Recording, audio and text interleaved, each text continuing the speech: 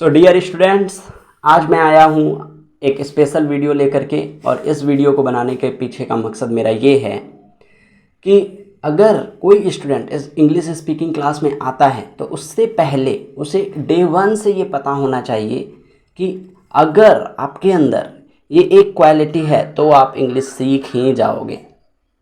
Basically दोस्तों, ऐसी कौन सी क्वालिटी होती है जो भी फ्लुएंट स्पीकर होते हैं उनके अंदर, जिसकी वजह से वो फ्लुएंटली इंग्लिश बोलना सीख जाते हैं या बोलते हैं। तो मैं आपसे जानना चाहता हूँ, आपको इंग्लिश हो सकता है ना आता हो, ठीक है, बट कोई तो लैंग्वेज आता है।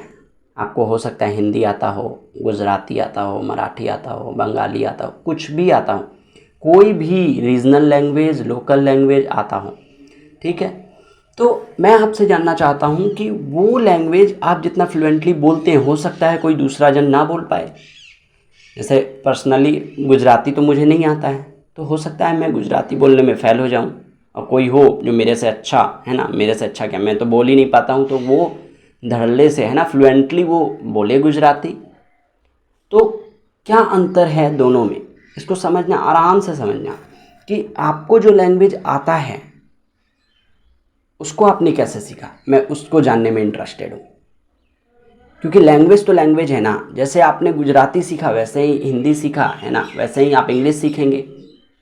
देखिए, जब आप गुजराती सीख रहे थे, यानी जो भी आपका लोकल लैंग्वेज है, चलो एक का एग्जांपल नहीं देता हूँ, जो भी आपका लोकल लैंग्वेज है, जब आप उसको सीख रहे थे तो क्या माइंड में 1% भी डाउट था कि मैं सीख जाऊँगा, नहीं सीख पाऊँगा?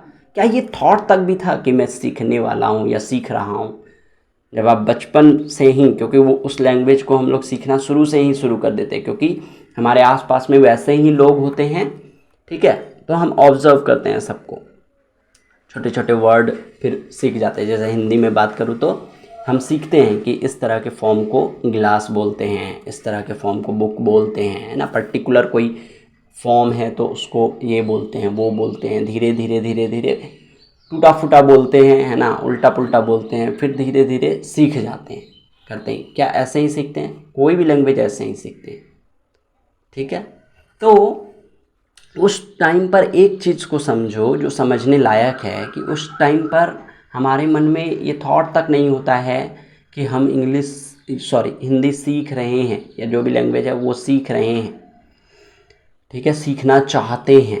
ये चाहत है ना, ये सब कुछ भी नहीं होता है, और डाउट भी नहीं होता है कि सीख पाएंगे या नहीं सीख पाएंगे। बट इंग्लिश सीखने के दौरान आज के टाइम पर, क्योंकि आपका माइंड इवॉल्व हो चुका है ना अच्छे तरीके से, तो आज के टाइम पर आप क्या करते हैं, रीजनिंग करते रहते हैं बैठ करके, ठीक है, कि चाहता हूँ सीखना, सीख पाऊँगा या नहीं सीख, मुझे गारंटी चाहिए, श्योरिटी चाहिए।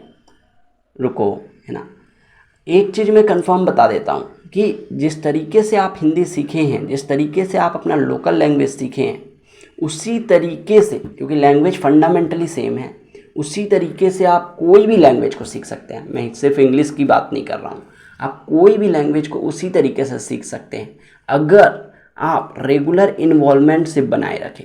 माइंड में अगर 1% भी डाउट आता है तो वो प्रॉब्लम है, क्योंकि आप सीखने के दौरान 100% अवेयर नहीं होते हैं, 100% सीखने के मोड में नहीं होते हैं, आप अपने ही माइंड में लड़खड़ाए हुए होते हैं।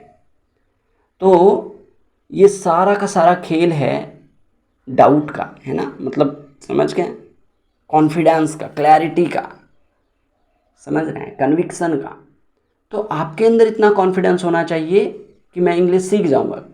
Based upon what? सिर्फ आप ये नहीं, हवा में नहीं, ओवर कॉन्फिडेंस नहीं है, आपको समझ आता है कि मैं देख रहा हूँ बेसिकली, क्यों, समझने के लिए, समझने के पर्पज़ से। देखो, हम बोलते हैं कि इसका इंग्लिश बहुत कमज़ोर है, तो उसको सुन करके बुरा लग सकता है ना। जैसे फॉर एग्जांपल मुझे इंग्लिश नहीं आता है और मुझे कोई बोल रहा है कि इसका इंग्लिश कमज़ोर है, तो मुझे बुरा लग जाएगा। एक्चुअली बुरा नहीं लगना चाहिए। और जो बोल रहा है इस तरीके से, यानी कि टॉन्टिंग करते हैं ना, नीचा दिखाना चाहते हैं ऐसा कुछ, तो वो भी बेवकूफ़ है, क्योंकि धरती में इतने सारे लैंग्वेज है, ज़रूरी थोड़े है सबको सब लैंग्वेज आए, है ना। तो कमज़ोर होने का मतलब क्या है कि मुझे नहीं आता है, बस।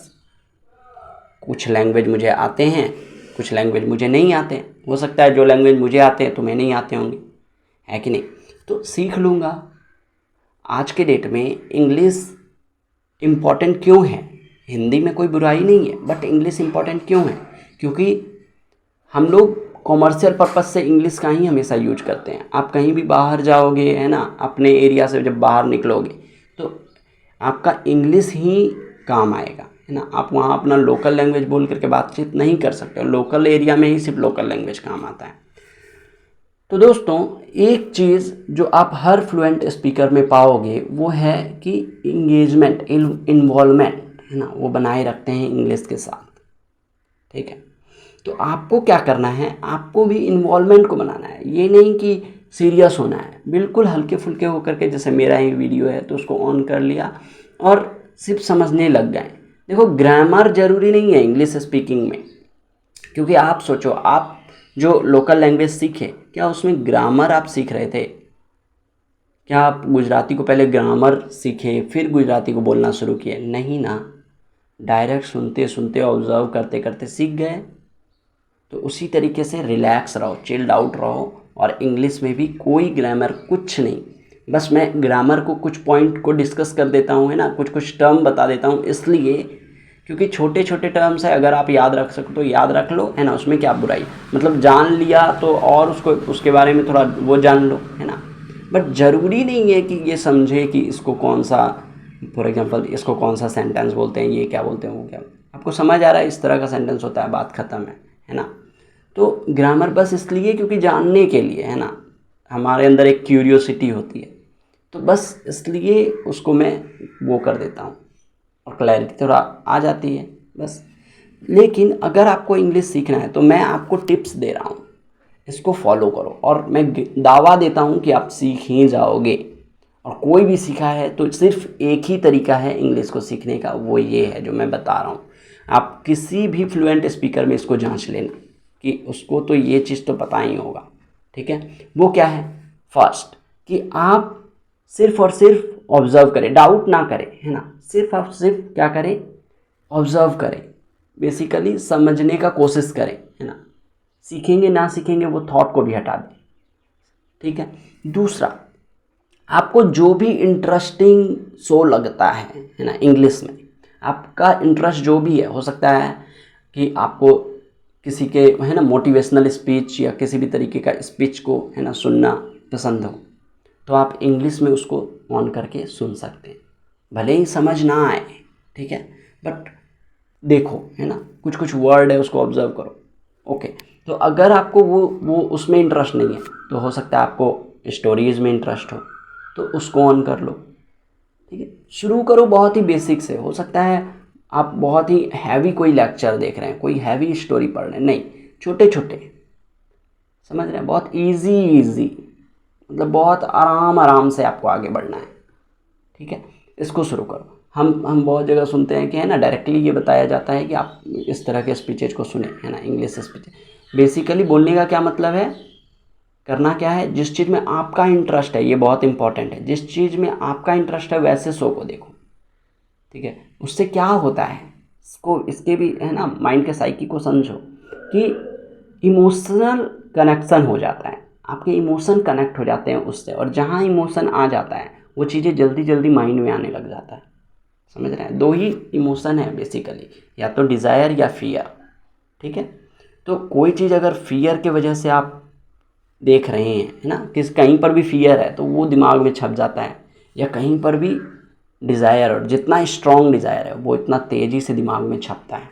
तो आपको क्या करना है, आपको अपने इंटरेस्ट का कोई भी, है ना, इंग्लिश में शो को ऑन कर लेना है, कुछ भी, है ना, इंग्लिश में होना चाहिए, और ख़ास करके उसमें ध्यान रखना ही सबटाइटल भी लिखा हुआ आना चाहिए, तो वो और ज़्यादा बेटर हो जाएगा, है ना।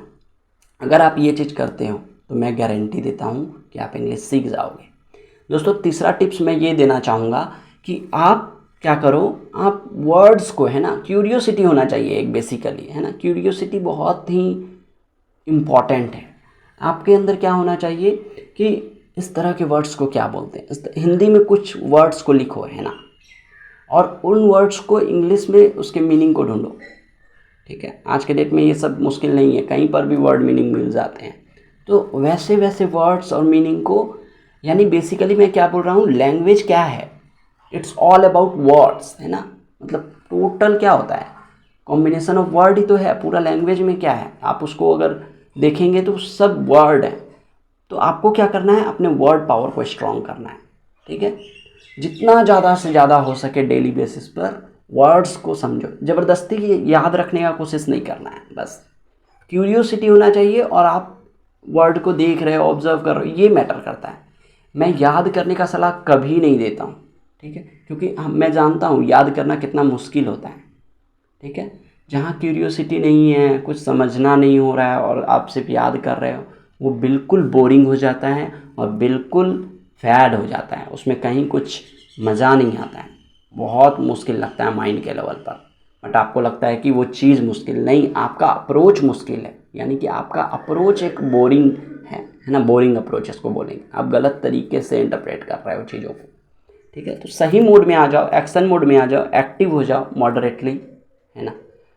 तो इसलिए मैं ये स्पेशल वीडियो बना रहा हूँ, क्योंकि मैं चाहता हूँ कि इंग्लिश स्पीकिंग क्लास करने से पहले हर बच्चे इस वीडियो को देखें, ठीक है। हर बच्चे इस वीडियो के कंटेंट को अच्छे से समझें, है ना, कि ये चीज़ आप देख लेना।